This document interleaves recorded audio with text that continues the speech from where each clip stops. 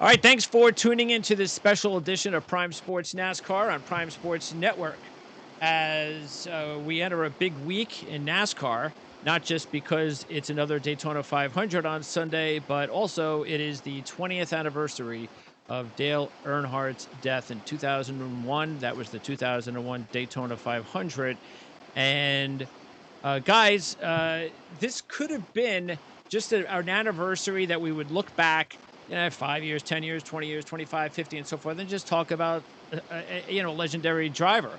But it's not just that, CJ, and I think it's great, and I think Dale would probably, I'm sure he's just really happy to know that his death isn't just about his legacy as a driver, but what's happened since then and the safety implications that have been so important for this sport. And it's just incredible how far NASCAR has gone. They just don't get enough credit for it.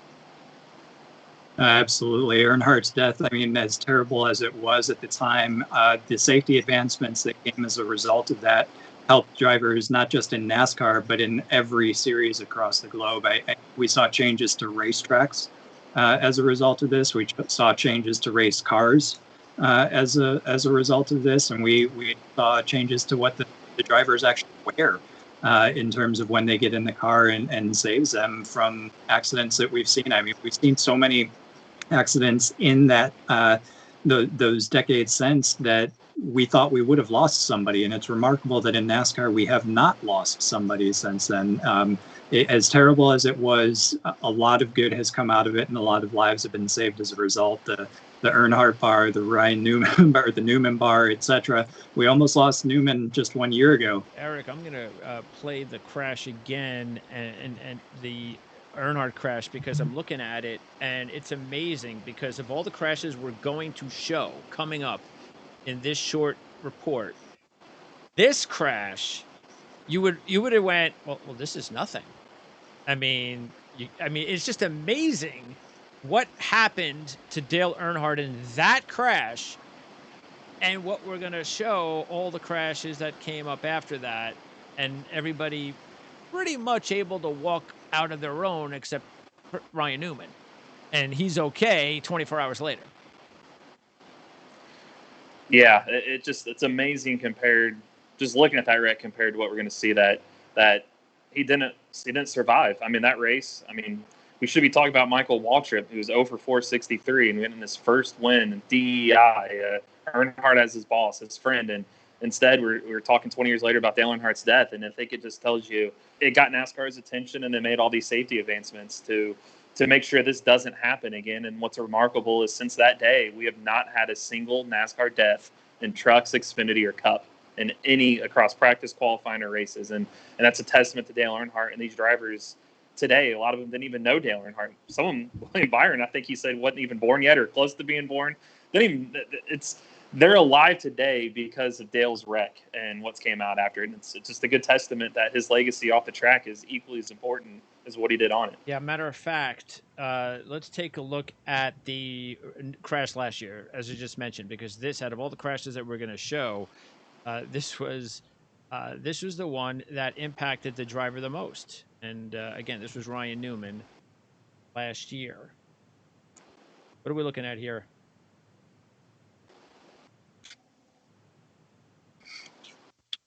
Newman came in to the finish leading and through a block, ended up colliding. Saw the car get airborne because of contact with other cars as they were approaching. Blaney, there was nothing Blaney could have done. No. Yeah. I mean, Newman goes through the air. I think the worst part of Newman's crash is the impact of the oncoming cars into the top.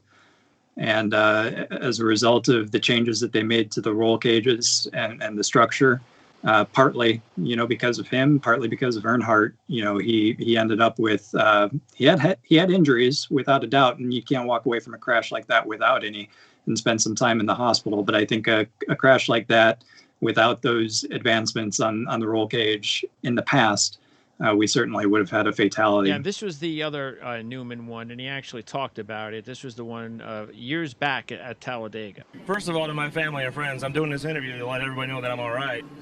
They can build safer race cars, they can build safer walls, but they can't get their heads out of their asses far enough to keep them on the racetrack. And that's pretty disappointing. I wanted to make sure I get that point across. And y'all can figure out who they is, but that's no way to end a race. Our car was much better than that. It was just poor judgment and restarting the race, poor judgment. I mean, you got what you wanted, but poor judgment and running in the dark, running in the rain. Yeah, to us on the outside, we would never know what the inside of the car like that would look like in an aftermath because you don't ever see it and they get out. But where the hood and the windshield meet was caved from a wreck like that, and he felt that new bracing needed to be there for something like that should ever happen again. And NASCAR tested it and worked behind the scenes. And I mean, look, that was 2013, right? And it's 2020 last year.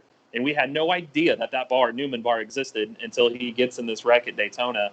And that Newman bar, named after him because it was his idea, saved his life. So there's a lot of those safety initiatives that we don't know about that these drivers have gone to NASCAR and asked for. And NASCAR is receptive. They listen and do everything they can do, where from what these drivers have all said prior to Earnhardt's wreck in 2001, it was almost like you're talking on your advice was falling on deaf ears, or the door maybe wasn't even open to discussion. So, just another legacy for Earnhardt to do to help these drivers have a voice. Well, let's take a look at the Hans and also listen to a little bit of a description.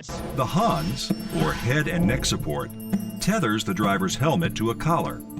Seat belts placed over the collar ensures the head moves with the body, diminishing whiplash during impact.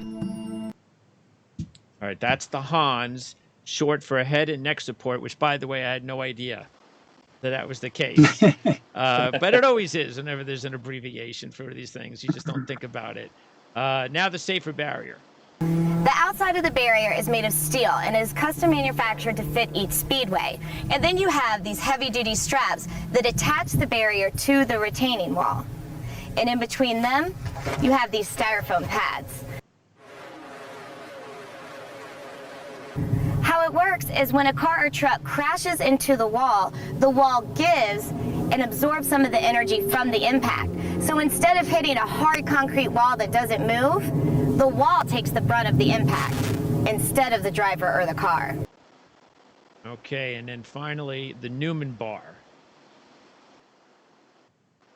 It's supposed to be an extra brace. It's supposed to keep you in your cocoon and not have basically a penetration into the cockpit. It's supposed to keep, think of it like a steel beam or something holding a wall or something up. It's supposed to hold the windshield and the hood, or your hood overhead, in place in case of an incident like we saw. And it without it would go straight. If that wasn't there, just picture a car like a high-speed car like Corey LaJoie's hitting Newman, but going straight through the windshield and hitting him sitting there. So that just helped. That little bit of reinforcement helped keep him in place without taking a full body impact of a moving vehicle. Okay, now let's take a look at last couple of wrecks, kind of important wrecks that we've seen that have definitely saved the lives of the drivers. And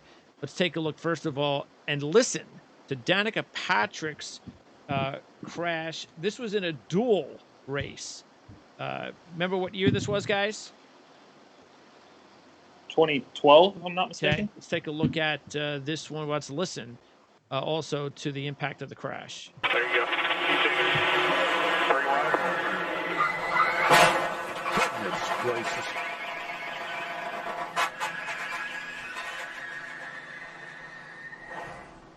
Let's go on board. Bottom. There you go. Keep digging. 3 wide. And it's amazing too. And they were showing the up until about that point, we hadn't really seen drivers, CJ, that understood upon impact, you better move your hands away from the steering wheel.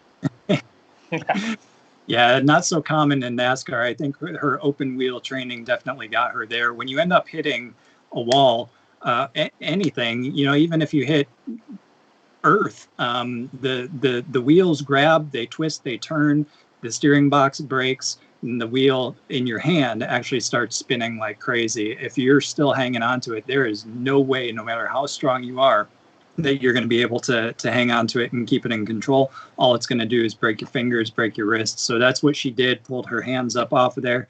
And then you just heard that massive, massive impact when she hit the inside wall. I don't know what the G-forces were between when Earnhardt hit and when she hit, but I believe that hers had to have been close.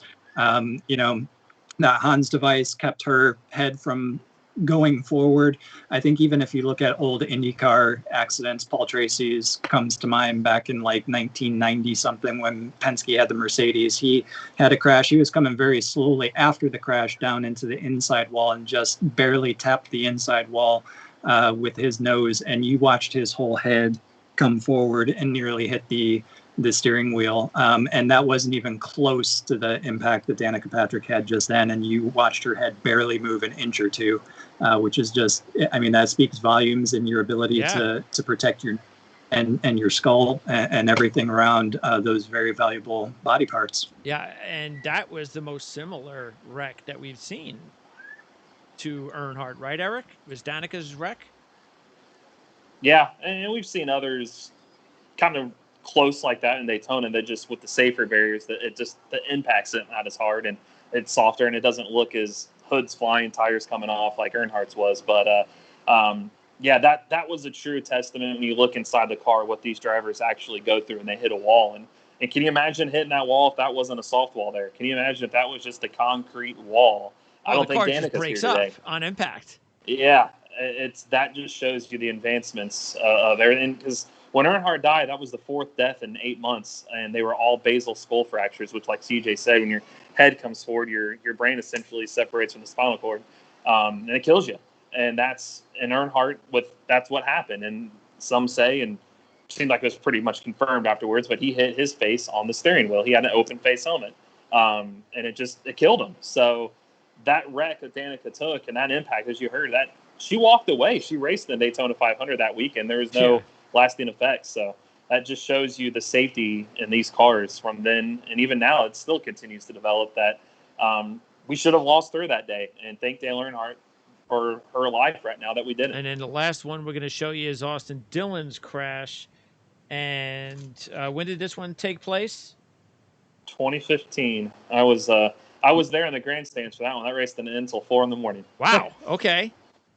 But yeah, that was a late rain delay race that they ended up going. Where was this? First one on NBC. Daytona. Okay. 20. All right. NBC. Yep. Take a look at it.